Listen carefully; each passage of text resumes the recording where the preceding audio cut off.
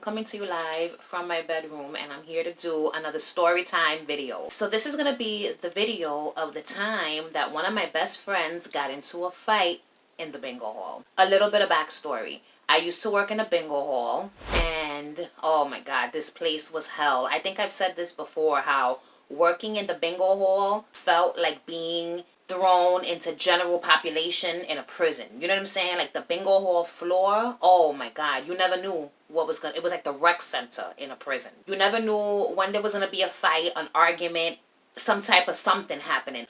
So this happened in the bingo hall in Bushwick. It used to be located on Myrtle Avenue and Wyckoff. If anybody's from Brooklyn and knows this area or remembers this bingo hall, leave a comment down below and let me know your bingo stories. So what happens? One night, we're all at the bingo hall. I had gotten my little sister a job in the bingo hall, and then my little sister got our friend Siobhan, that's her real name, a job at the bingo hall. So at the time that Siobhan got the job at the bingo hall, my sister and her were friends, but Siobhan and I weren't really friends anymore at that point. But then with her working in the bingo hall, we became friends again. Now the three of us are there. We were at a nighttime game, right? So the three of us are in the bingo hall, and I was on the floor. So when you're on the floor working, you have a basket filled with bingo shit, games and shit like that, and you go around the hall talking about books, boards.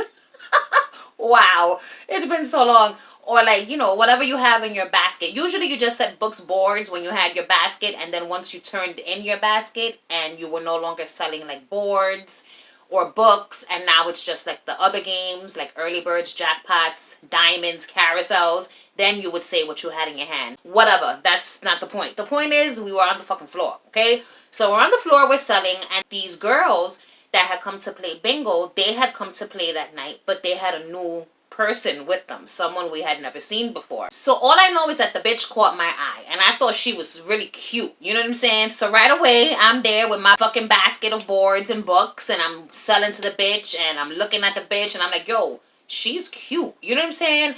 I was attracted to her.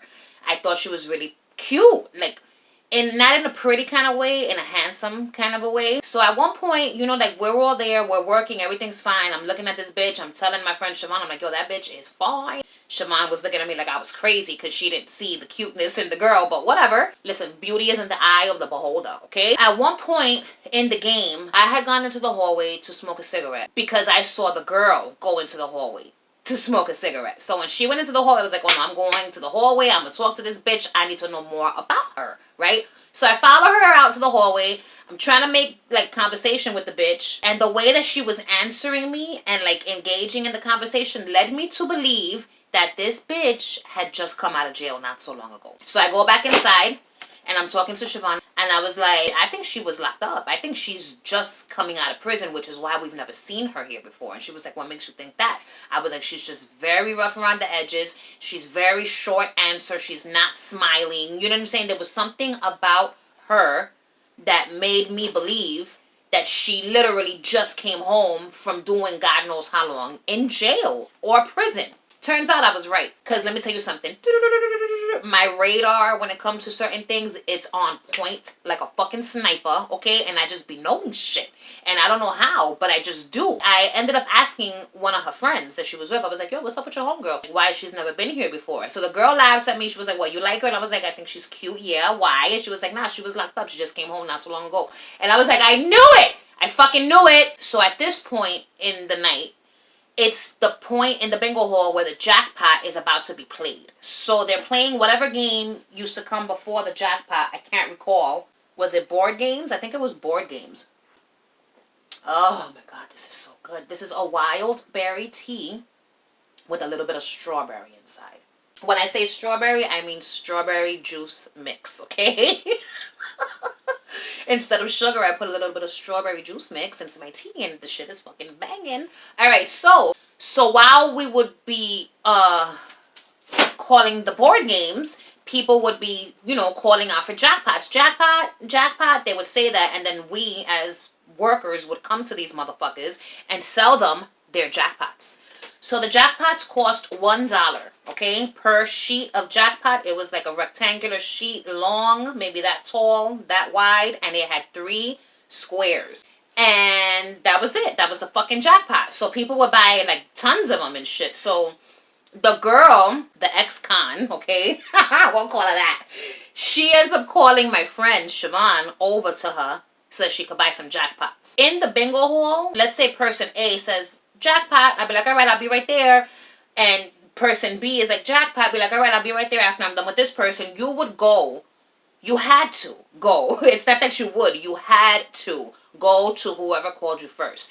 If person A called you first and you went to person B before going to person A, prepárate, because it was going to be some shit. These motherfuckers, these bingo players, they weren't having it. And you had to go in order. It was the right thing to do. And the reason why it was so imperative that you fucking attend to these bastards in order, the order that they called you in, is because if person A called me for a jackpot, and then person B called me, but I go to person B first, what happens? If person B wins the jackpot, person A now is going to talk all this shit in the fucking world. You sold them my jackpot. That was my jackpot. I would have won the jackpot because of you. I lost money. And then now you have problems with these people. Listen, that had happened to me before. I remember it was some guy who called me. I didn't hear him. So I went to the bitch who called me that I heard. When I went to him, he called me racist. He was Spanish, the guy was, and the lady that I went to was black. So he was like, oh, you're racist. And I was like, how the fuck am I racist? Because I attended to a customer, and he was like, I called you first. So I'm like, I didn't hear you. And he's like, oh, you heard me. You're just scared of the black girl. That's why you went to her first and you didn't come to me. And I was just like, oh my God, you're out of your fucking mind. And you're not going to win bingo because you have a rotten fucking aura. You're negative to begin with. All that negativity, you're not going to fucking win anyway. So it doesn't even matter. You might as well not even fucking play. But I was just like, what the fuck type of shit is that? I literally did not hear your fucking ass. Next time, scream. Like the rest of these fucking lunatics do. Because they would scream. If they had to throw something at you to get your attention, they were going to fucking do it, okay? The bitch calls Siobhan. The ex-con calls Siobhan, right?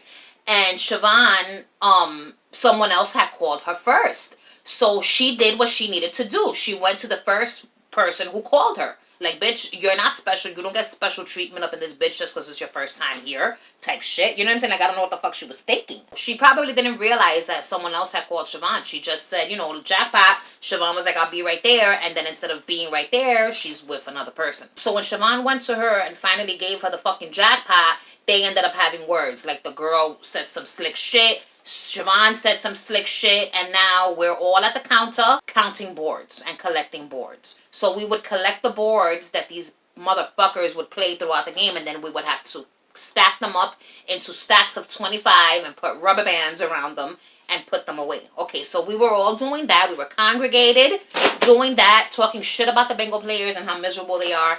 And Siobhan is telling us, yo, that fucking bitch. And we were like, what happened? And she's like, she gave me attitude because I didn't fucking give her the jackpot. And so, you know, that was that. They had their words. And Siobhan was like, I don't give a fuck. She better fucking watch her mouth or whatever. So Siobhan was basically making her point saying, I don't give a shit. She better fucking be easy. You know what I'm saying? And not start no shit over a fucking jackpot, you know? So that's that. The game ends. Me and my sister lived in the same building. We were going to be walking home together. Siobhan lived in the opposite direction. She was also dating my brother at the time. My brother, he was living with my sister. Siobhan lived in her own house, right? So that night, she wasn't coming to see my brother and hang out with my brother. She was going to go straight home, right? Okay, fine. They pay us and we say goodbye to Siobhan and she walks out of the bingo. In order to leave, you had to walk out a door. Then you had to go down a long flight of steps. You turned and then you went down another flight of steps. And then you walked a little bit and there were the doors. And you just walk out the doors and you're free at last. We see her walk out the door and maybe like, I don't know, a few seconds had passed. And then we see the ex-convict, all right, rush past us like a bat out of hell. Go through that door and she's running down them steps. Me and my sister looked at each other. We didn't speak. We just looked at each other. And with our eyes, we said, that bitch is about to bum rush Siobhan. So we now rush out the door and we're running down the steps and like hurrying to get the fuck out of the bingo hall to make sure that everything's okay. Let me just describe to you what the opponents look like. So Siobhan is short. The ex-convict, also short. Their heights were equal. Their weight was kind of equal. I'm going to say the ex-con had a fat ass. She had a nice fat ass, okay? And I think she had bigger boobs. I think the ex-convict maybe had 10 to 15 pounds on Siobhan, okay? Siobhan was thin and short but stocky and built. You know what I'm saying? And so, okay, so it was an equal fight. It wasn't like the last fight I was telling you about where we had David and Goliath. You know what I'm saying? These bitches, they were equal in size and stature, okay? When my sister and I, when we opened the door and we walk out of the bingo hall, what do we see? We see Siobhan and the ex-con standing in front of the newsstand where they would sell magazines, candy, cigarettes, that type of shit. Bluntville's, Dutchess, those types of items, okay? So they're standing there because Siobhan had stopped there to probably get her fucking roll-ups and shit and cigarettes from there before she went home. They're standing there and they're like, and so my sister and I, we just stopped and we watched, you know what I'm saying? Because we don't need to stop anything, nothing's happening, but we're going to make sure that everything's going to be okay because that's our friend, right? Okay, boom. So next thing you know, we see the ex-con like swing at Siobhan. For what was that? Siobhan was holding her bag because she had been staying with my brother. So she had like her items in there, her fucking Victoria's Secret body sprays, deodorant, all types of shit she had in this bag. And so the second that happened, Siobhan dropped her bag and now these bitches are fighting because Siobhan started swinging. So they're fighting. They're hit for hit. I don't remember how, but they ended up in the street. They started off in the sidewalk, and so now they're in the street. So the second they started fighting and they ended up in the street, my sister went after them to make sure that nobody jumped in, to make sure that nobody got run over by a vehicle. When my sister ran into the street, I was like, oh my God. And then I looked on the floor, and what do I see? I see all these bottles of Victoria's Secret body sprays and deodorants and shit rolling down the fucking sidewalk. All of her belongings were all over the floor. I don't know how the fuck that happened. She literally just dropped the bag. It's not like she threw the bag. At this point, all the bingo players that were in the vicinity, they were gathered watching this fight. Whoever was already outside stood there watching. Whoever was coming downstairs from having been in the bingo hall and came out, and this is what they were greeted with, they stood there watching this fight. A lot of people didn't like Siobhan. A lot of people didn't like her because she was sassy. She was little and she was sassy. You know what I'm saying? In the bingo hall, they expect for you to stay quiet. They expect that they're going to be able to run their mouths and talk their shit, and God forbid you say something. Like in the beginning, you're scared to defend yourself, but after a few months, you're cursing these motherfuckers out just as bad as they're cursing you out, So fine. All of these products are rolling down the fucking Ave, and I'm just there picking them up. You know what I'm saying? I'm picking up her items and I'm putting them back in her bag while simultaneously she's in the street fighting this ex-convict, and my sister's trying to make sure nobody jumps in and they don't get run over by the oncoming traffic. So, because this is a two-way traffic street. So I gather all her belongings, and now I'm walking down the block because they've made it further down the block. Like they're still in the street, but they're further down Whitecroft. My sister broke it up because that was the ending of the fight, and that was it. I didn't see much of the fight because I was too busy gathering her belongings from the ground. But from what I did see, Siobhan held her own in that fight. She was swinging. The girl looked disheveled after the fight. She was really upset. Her peoples had to drag her away. Siobhan, my sister, and I walked away calmly. Siobhan was talking shit, I think, but not much. She wasn't, she was just walking away like, that's right, bitch, you got your ass beat. There wasn't a scratch on Siobhan. She didn't have any black and blues. She didn't have any bumps, any lumps, any bruises, any scratches, any cuts. She was fresh and clean. She went into the fight looking a certain type of way. She came out the fight looking exactly the same fucking way. So I'm going to say that Siobhan won that fight because the girl looked disheveled. The girl was a lot angrier than Siobhan was. The girl wanted to keep on fighting because you didn't fuck her up like you thought you were going to fuck her up. Instead of her going home after that, we ended up all going to our house, and my brother was there. And we told my brother what happened, and it was hilarious because my brother ended up getting mad at her. Like, what the fuck you doing fighting in the street? And we were just like, what? The girl hit her. What was she supposed to do? Stay hit and walk home? So when I ended up going to work the next day, there was a bunch of ladies, and they were like, oh, we heard Siobhan got fucked up last night. I was like, well, you heard wrong because Siobhan did not get fucked up. As a matter of fact, she's coming to work tonight, and you'll see for yourself just how fucked up she did not get. That girl didn't fuck Siobhan up.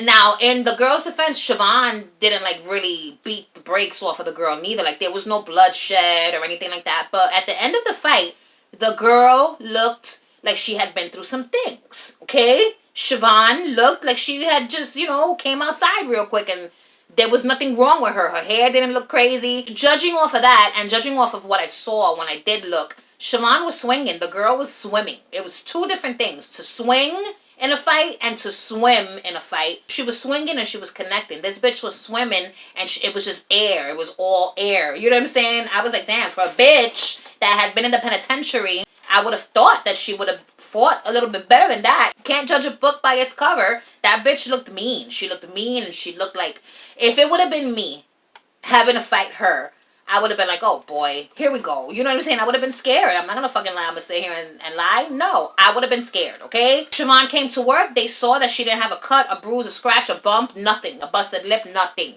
What is the moral of this story? The moral of this story is don't judge a book by its cover. Because back then, these people used to look at Siobhan because she was short and she was little, but she had a lot of mouth. You know what I'm saying? So they just assumed that she was like all bark and no bite. You know what I'm saying? So let me tell you something. Siobhan and I almost came to blows, okay? We almost fought on 3 different occasions. 3 different times. My friend, one of my best friends, and I almost fought. I'll tell you those stories in another story time. All right, world. That was it. I'm so hot. If you like this video, you already know what to do. Like my shit. Subscribe to my channel if you've not yet already. And if you do subscribe to my channel, make sure to turn on the post notifications so you could be alerted when I post videos in the future. Okay? That's it. I'm done. Goodbye.